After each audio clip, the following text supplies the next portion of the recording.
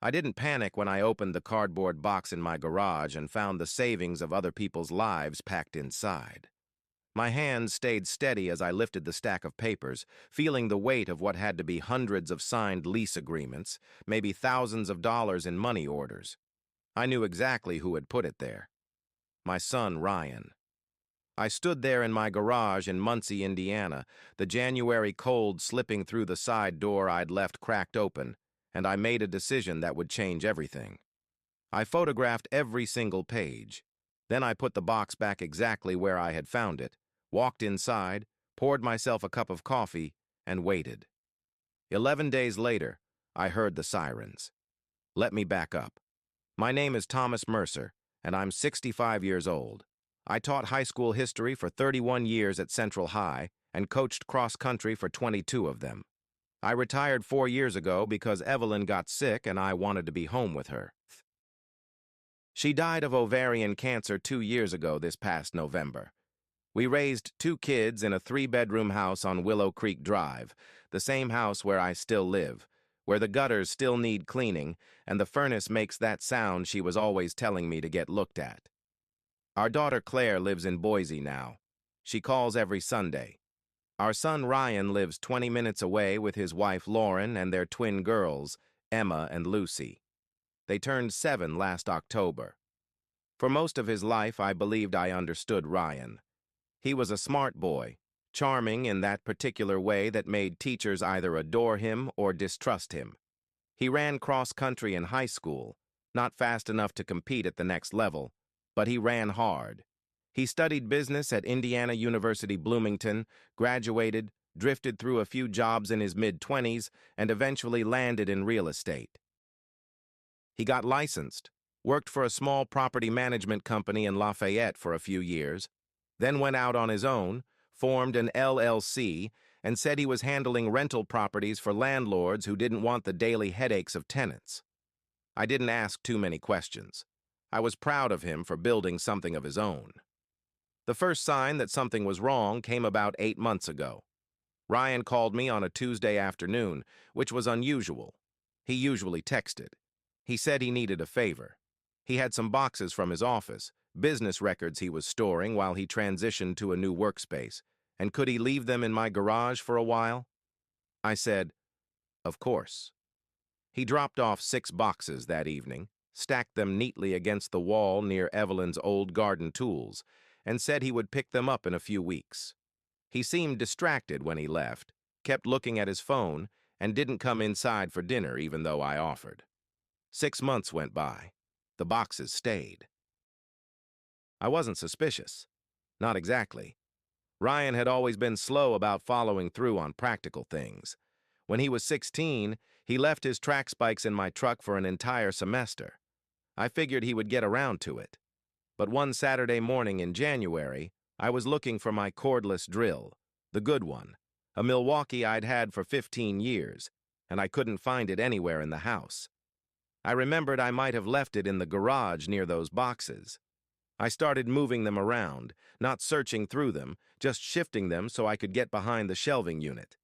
The top box was taped shut, but one of the middle ones was only folded closed, the flaps tucked into each other. When I lifted it to move it, one flap opened. I didn't mean to look. I just saw what was inside.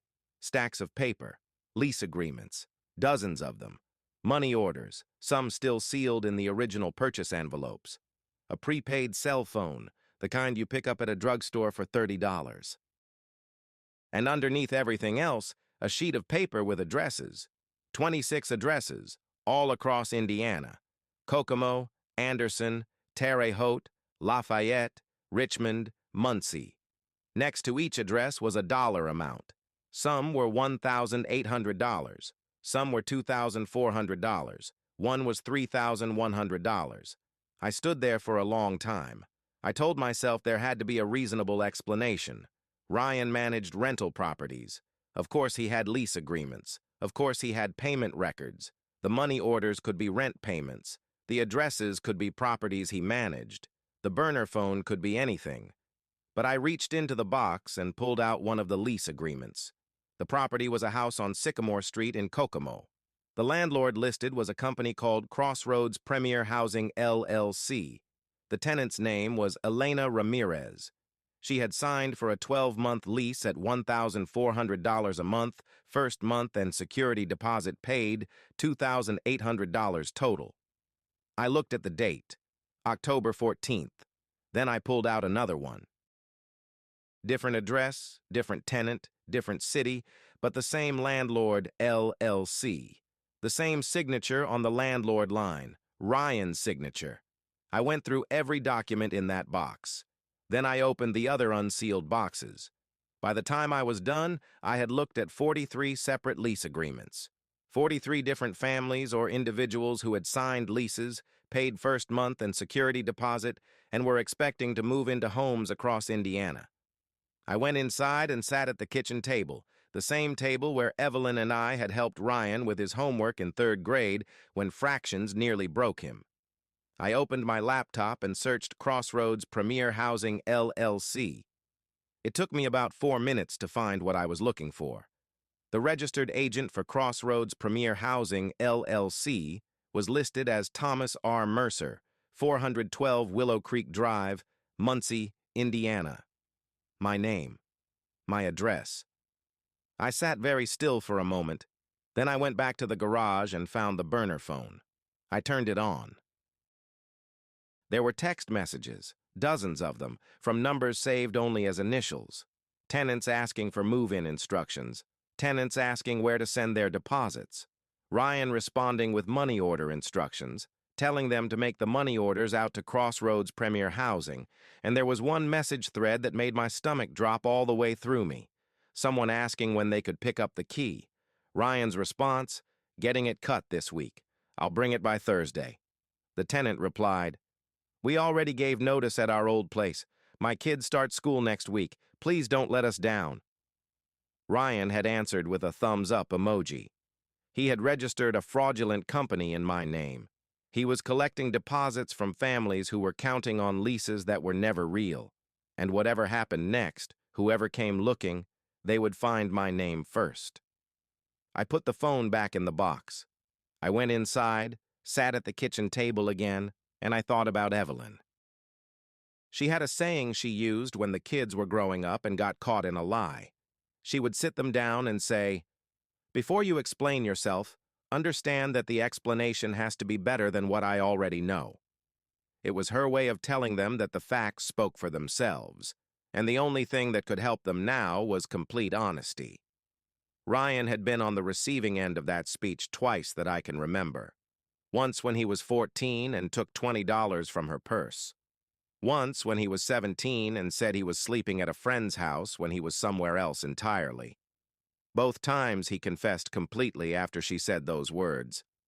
I picked up the phone and called him. "Ryan, I need you to come by the house this weekend. There's something we need to talk about." A pause. "Yeah, of course.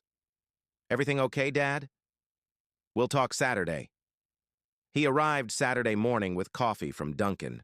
2 cups the way I like mine, black with 1 sugar. He had always remembered small things like that.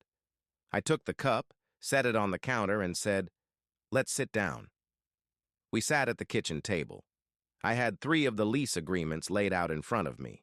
I also had a screenshot of the Indiana business registration for Crossroads Premier Housing LLC with my name highlighted in yellow. "Ryan," I said, "I opened one of the boxes in the garage." He looked at the papers on the table. The color left his face so quickly it was like watching someone switch off a light. He opened his mouth and then closed it again.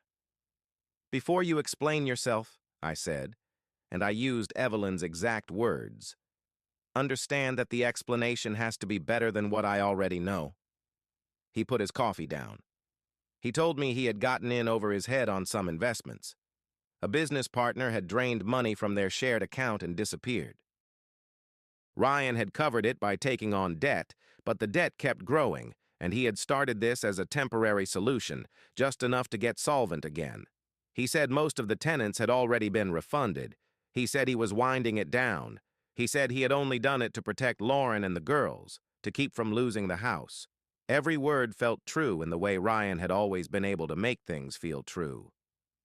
"Ryan," I said quietly, "your name is on these as landlord. My name is on the business registration. If these people go to the police, and they will, because they are families who gave you everything they had for a home that doesn't exist, the first name they're going to find is mine. You put my name in front of this like a shield." "Dad, I had to put somebody's name.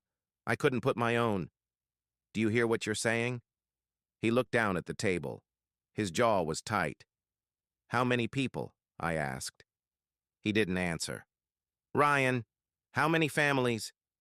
43, he said quietly.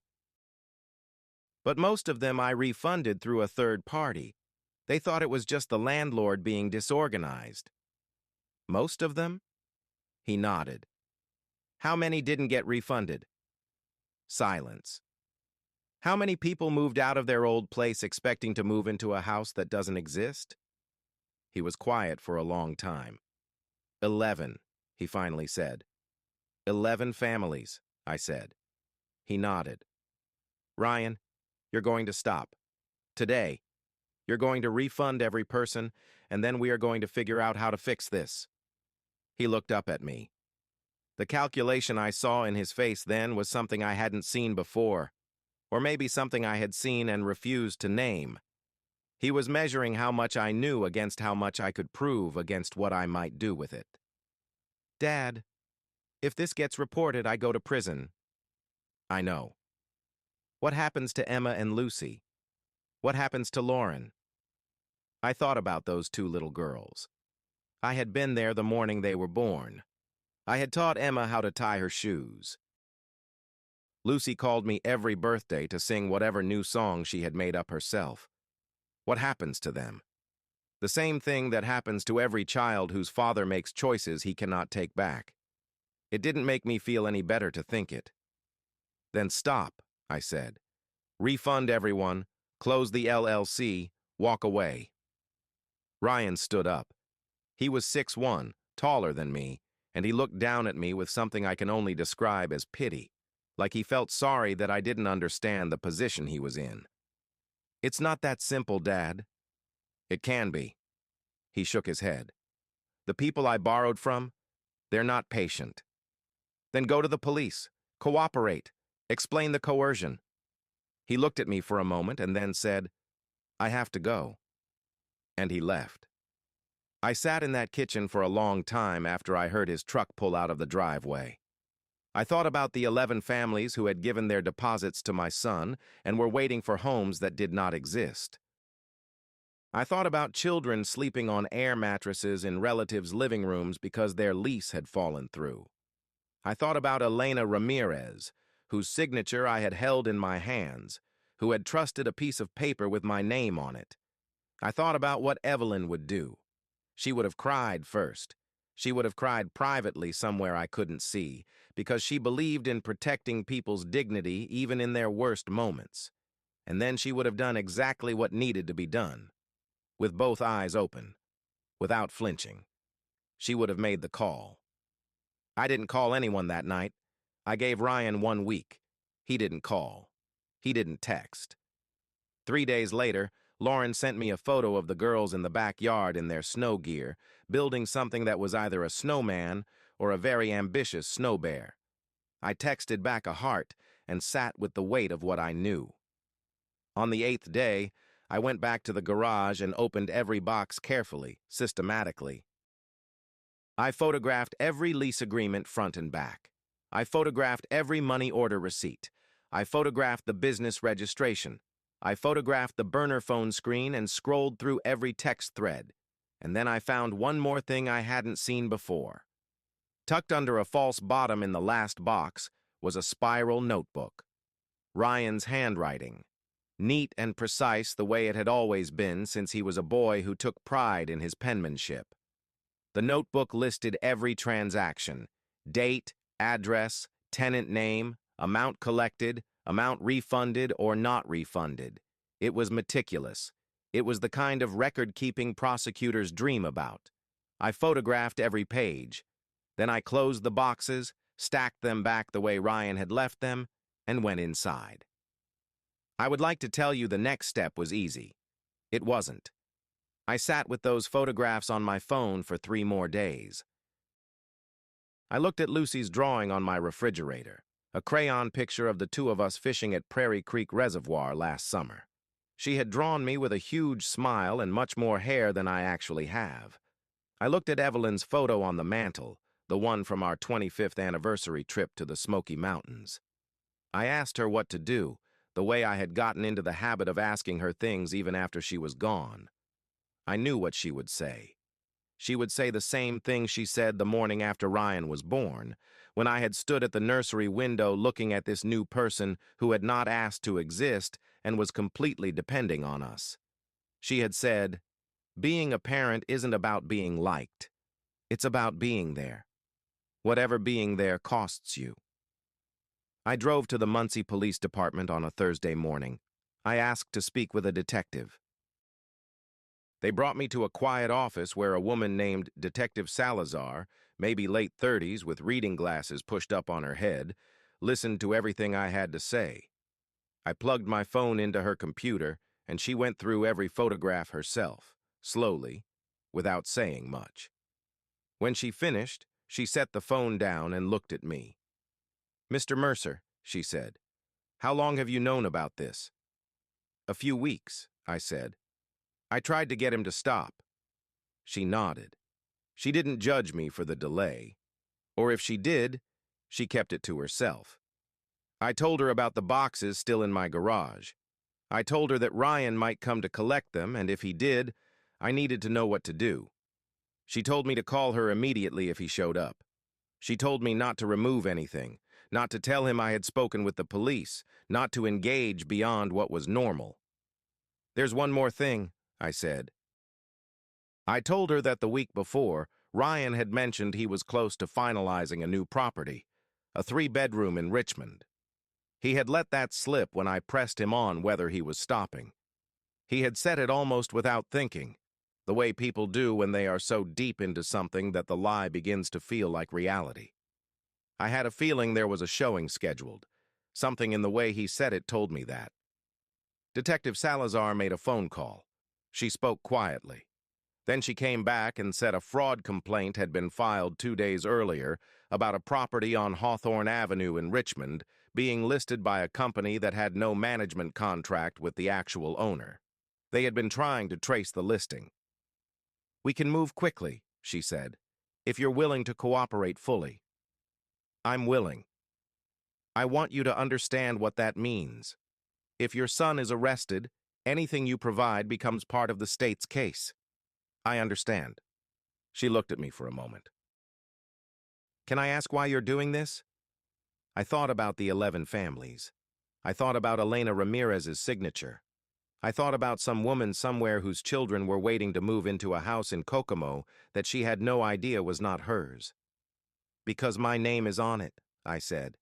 "And because if he doesn't stop now, it only gets worse from here. And because I have 2 granddaughters who need their father to still be a person worth knowing when they grow up." Detective Salazar nodded slowly. It moved faster than I expected.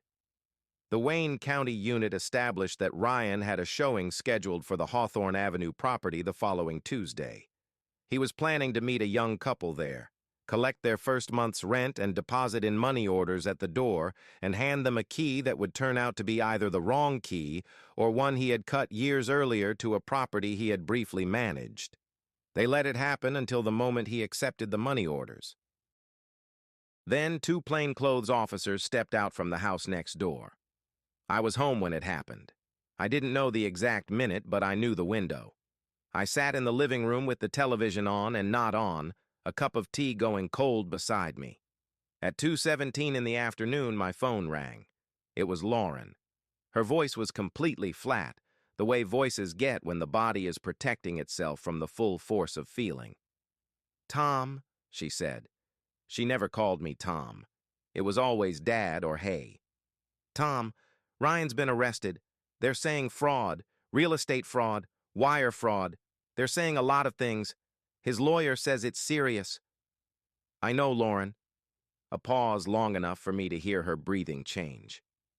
"You know, I found the boxes." The silence was different this time. Denser. How long ago? A few weeks. I tried to talk to him. He wouldn't stop. Another silence. Then, did you call the police? I did. I counted 7 seconds before she spoke again. Where are the girls right now? I asked. At school. They don't know anything yet. Good. That's good. Lauren, listen to me. You need a lawyer too, separate from Ryan's. You need someone looking out for you specifically. Why would I need one? Because if the state starts looking at assets, they'll look at everything. You need someone in your corner before that starts. Do you hear me? Her voice broke on the next word. Yes. Where are your parents? In Bloomington. Call them. Have them come. Don't be alone right now. She was quiet for a moment, and then so softly I almost missed it, she said, I didn't know. I need you to know that. I had no idea. I know, I said. She hung up. I sat there a long time with the phone in my hand, feeling the specific weight of having done the thing you cannot undo. Ryan was denied bail at the initial hearing. The prosecutor presented the documented evidence: 43 fraudulent leases, 11 victims who had lost deposits totaling more than $38,000, and a business registration used to obscure liability that had been filed under a third party's identity, which added charges. The notebook, the one in Ryan's neat handwriting, was entered into evidence. His attorney called me twice in the first week. I answered once, said what I had to say, and hung up. I visited Ryan at the Delaware County Justice Center on the 9th day. They brought him out in a gray jumpsuit. He looked like he had lost 10 pounds in a week and a half. When he sat across from me and saw my face, something in his own face closed like a door. He picked up the phone on his side of the glass. You turned me in, he said. Yes. Why? Because you wouldn't stop. You didn't give me a chance to stop. You called the police before you even tried to help me fix it. Ryan, I gave you 8 days. I told you exactly what needed to happen. You disappeared. I was working on it. You had a showing scheduled 6 days after you left my kitchen. He looked down at the table between us. Elena Ramirez, I said. He looked up. Sycamore Street, Kokomo. She paid you $2,800. First month in deposit. She's a home health aide. She has 2 children, 9 and 11. The lease was dated October 14th. I found her contact information in your notebook. I called her Ryan. I told her the lease wasn't valid and gave her the information she needed to file through the state victim compensation program. She cried on the phone. She said her kids had been sleeping on an air mattress at her sister's apartment for 6 weeks waiting to hear from the landlord. Ryan's jaw tightened. He didn't say anything. 11 families, I said. You looked me in the face and told me you had refunded most of them, and then you went and scheduled another showing. His voice, when it came, was quieter than I expected. I know. You put my name on this, Ryan. You registered a fraudulent company in my name. You used my address as the business address. Whatever legal consequences were coming, they could have come to my front door. I know, Dad. I know. He stopped. I needed a name that looked legitimate. A real person's name. A real address. An older retired guy nobody would question. I let that sit between us for a moment. An older retired guy? I said. He closed his eyes. Your mother and I spent 31 years building something. A reputation in this town. We coached kids. We taught kids. We paid our taxes and showed up when people needed us. You used that. You used 31 years of your mother's life to make your scam look legitimate. He didn't answer. Ryan, the prosecutor is willing to consider what you know, the people you borrowed money from. If there's a larger network, if there are names you can give them that lead somewhere meaningful. I'm not testifying against anyone. Ryan, you don't understand what these people are like. I understand that your daughters need their father, I said. I understand that 3 years cooperating is better than 12 years not cooperating. I understand that Lucy made up a song for my last birthday and has been asking Lauren when she can come see you, and Lauren doesn't know what to tell her. I understand all of that. And I understand that the only path forward that leads anywhere worth going starts with you deciding to stop protecting people who would never do the same for you. He put the phone down on the metal shelf beneath the glass and sat back. I could see his shoulders moving, slow and uneven. When he picked the phone up again, his eyes were wet. "Mom would hate you for this," he said. "I disagree. She would have found another way. Maybe. I'll never know. But I do know she would not have let it continue. She would not have watched you do this to 11 families and called it love." He looked at me for a long time. "I need you to go," he said. A guard came for him a few minutes later. He didn't look back when they walked him through the door.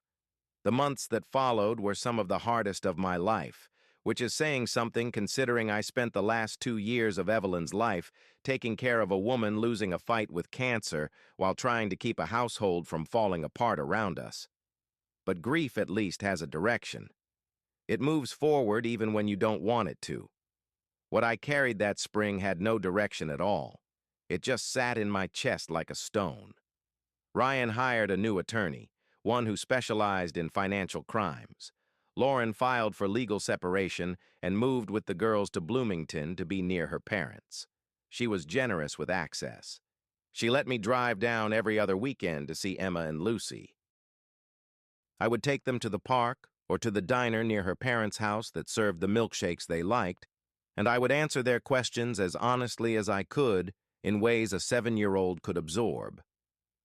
"Daddy made some bad mistakes," I said one Sunday afternoon over grilled cheese when Emma asked directly. "Is he in trouble?" she asked. "Yes," I said. "Right now he is. But trouble doesn't last forever." Lucy, who had been quiet, looked up from her plate. "Grandpa, did you help him get in trouble?" I looked at her. She had Lauren's eyes, wide and serious. "I helped make sure the people he hurt got help," I said. "Sometimes that means the person who did the hurting has to face some hard things."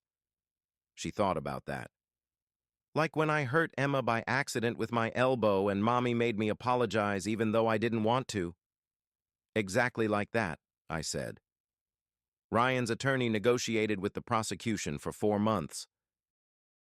Eventually, Ryan provided testimony against 2 men in Indianapolis who had been running a larger rental fraud operation across Indiana, Ohio, and Kentucky, and Ryan's work had been a smaller, newer branch of it. His cooperation led to 6 additional arrests and helped the state build a case that had been stalled for almost 2 years. The charges against Ryan were reduced. He was sentenced to 4 years with eligibility for parole in 2 if he maintained good behavior and completed the financial rehabilitation and counseling program ordered by the court. He was sentenced on a Wednesday. I sat in the 3rd row of the courtroom. When they read the sentence and Ryan was let out, he passed my row on the way to the side door. He slowed for exactly 2 steps and looked at me. I couldn't tell you exactly what his face said. There was anger there still, I could see it. But underneath it was something else, something I had been waiting 5 months to see. Not forgiveness, not yet. Acknowledgement. He understood why I had done it. He understood, in whatever part of him had finally started telling the truth, that the path out of where he had been heading only existed because I had forced one open. I drove home in silence. Detective Salazar called me the following week. She said the Victim Compensation Fund had processed all 11 claims and that Elena Ramirez and the other families had been reimbursed through a combination of state funds and assets recovered from Ryan's accounts. She said I didn't need to know any of that, but she thought I would want to. I thanked her. She paused before hanging up. "Mr. Mercer, for what it's worth, what you did took more than most people are capable of. That doesn't make it feel better. But I've seen what happens when families protect each other straight into catastrophe. This was different. I appreciated that." I didn't say so out loud because it felt like the wrong thing to say, given that my son was sitting in a correctional facility in Newcastle, but I appreciated it. The first 4 months, Ryan wouldn't take my calls. I kept putting his name on the visitor list. I sent him books he had not asked for, 2 history books and a novel, because old habits die hard when you spend 30 years teaching. I sent him a photograph of the girls at Easter, the one where Lucy had chocolate on her face and Emma was pointing at her like an informant. In the 5th month, he accepted a call. His voice was different. Not softer exactly, but as though something brittle had been shaved out of it. He told me about the program he was in, a financial counseling course he had mocked at first and then found genuinely useful. He told me he had started helping in the facility's GED classes because one of the instructors was short-staffed and asked if anyone had enough math and reading to be useful. Ryan had been a business major, but he remembered enough algebra to help. He didn't apologize on that first call. He didn't mention what I had done. We talked for 23 minutes about neutral things, the girls' progress in school, what I had been doing in the garden, a movie he had heard about. Before he hung up, he said, "Thanks for the books, Dad." That was enough. Lauren eventually moved back to Muncie. She found a rental house, a real one with a real lease, and I helped her move boxes on a Saturday in August. She was building something without Ryan, something careful and self-directed, and I tried not to get in the way of that while also remaining present for the girls. It required a kind of balance I was still learning. One evening in October, almost exactly a year after I had found the boxes, I was raking leaves in the backyard with Lucy while Emma did homework at the kitchen table inside. The light was going that particular way fall evenings go in Indiana, golden and slanted, the kind of light that makes you aware of how much you want to hold on to a moment. Lucy was raking her own small pile near the fence with a rake almost as tall as she was when she stopped and looked at me. "Grandpa," she said, "do you miss Daddy?" "Yes," I said. "Do you think he misses us?" "I know he does. He asks about you and your sister every time we talk." She went back to raking for a minute. Then she asked, "Grandpa, did you do the right thing?" I stopped raking. I looked at my granddaughter standing there in the October light, 7 years old and already asking the question I still could not fully answer for myself. "I think so," I said. "I hope so. The truth is, I will probably spend the rest of my life turning that question over." She considered this with the seriousness she brought to most things. Then she said, "My teacher says doing the right thing is usually the hard thing." "Is that true?" "Usually," I said. She nodded and went back to her pile. "Ryan and I talk on the phone every Tuesday now. He's 18 months into his sentence. He's been approved for the parole track. He has taken on a full-time role in the GED program at the facility, and the staff there have submitted paperwork recommending him for early review. His attorney is cautiously optimistic. Last month he called on a Monday, which was not our day. When I picked up and heard his voice, I immediately thought something had gone wrong, but he said, "Dad, I need to tell you something." "Go ahead." "I've been working with a therapist. We've been going through everything, the choices I made, why I made them, what I was protecting myself from. And I want you to know that I understand now why you did what you did. I'm not saying it didn't hurt. I'm not saying I would have chosen the same thing, but I understand." I sat down at the kitchen table. "Thank you for telling me," I said. "My therapist says I used you, that I literally used you as a front and a safety net at the same time, expecting you to clean up the situation without having to face it yourself. And she's right." I heard myself say, "An older retired guy." He was quiet for a moment. "I know, Dad. I'm sorry for that. I mean that specifically. I used your name and everything that name stood for to give my scam credibility. That was—" He stopped. "That was a bad thing I did. I know you know that." I said nothing. "I'm going to do better," he said. "For the girls. For Lauren, if she lets me. For you." I want to be somebody you can introduce at a school event without it becoming a whole thing. I almost laughed. That's a low bar, Ryan. Let me start low, he said. Give me room to clear it. I went to see him the following Saturday. They brought him out, and he looked better than he had before. Some color back in his face, a little more weight on him. When he sat down across from me and picked up the phone, he looked at me for a long moment before either of us spoke. You okay, Dad? I'm okay. You look tired. I'm 65, I said. This is what 65 looks like. He smiled. That was new. We talked for an hour, about the girls, about his program, about a book I had sent that he had actually read this time and had opinions on, about a man in his unit who reminded him of one of his old coaches in a way he couldn't quite explain, about small things that still managed to mean something. When the guard signaled that time was up, Ryan leaned slightly toward the glass. Dad, one more thing. Yeah?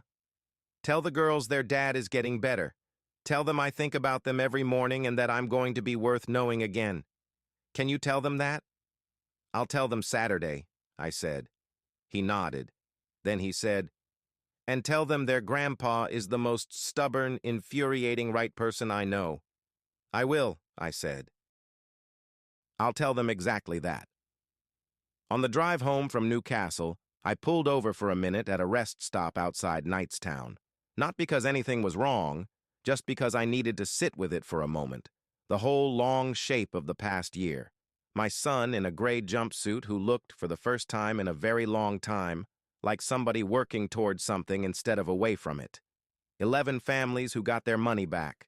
2 little girls who were going to have a father on the other side of this. Maybe not the father they would have chosen, but a better one than the man who had been heading where he was heading. I thought about Evelyn. I thought about the way she used to stand at the kitchen window in the morning watching the yard before anyone else was awake, just being quietly certain of things. I never asked her what she thought about during those moments. I wish I had. I think she was doing something similar to what I do now, which is trying to hold the whole of a thing at once. The love and the hurt and the hope and the doubt without letting any one of them take over completely. I found a box in my garage that I should never have had to open. Then I made a choice with full knowledge of what it would cost. I'm not asking anyone to call that heroic. Some days I can barely call it right. But I know my son is alive. I know he's working. I know Lucy raked leaves beside me last October and asked me real questions with her whole face, the way children do when they trust you. Some weeks that has to be enough. Some weeks it is more than enough. I think about what Evelyn would say if she could see where things stand now. I think she would say something characteristically plain, something like, you made the call you had to make and now you live with it. That was her way. She wasn't big on excessive comfort. She believed in forward motion and clear eyes and showing up. So that is what I do. I show up on Saturdays with the girls. I show up on Tuesday calls with Ryan. I show up at the kitchen table every morning in a house that is too quiet without Evelyn in it. And I hold the mug she gave me for my 50th birthday, the one that says best coach in the block letters she picked out herself. And I make the decision again every single day to be somebody worth showing up for. Because here is what I learned. The thing I did not understand fully until I opened a cardboard box in my garage on a January morning and found someone else's life savings stacked inside. Love is not protection from consequences. Sometimes love is the consequence. Sometimes the most loving thing a parent can do is refuse to be the thing standing between a person and what they have set in motion, not because you want to see them fall, but because falling is the only way some people learn they can get back up. If you're listening to this because you are in something similar, because you love someone who is hurting other people and hurting themselves and counting on your silence to keep it going, I want you to hear this plainly. Silence costs more than you think. Every day you say nothing is another day you build a wall between them and the thing that might actually help them. I know how much courage it takes.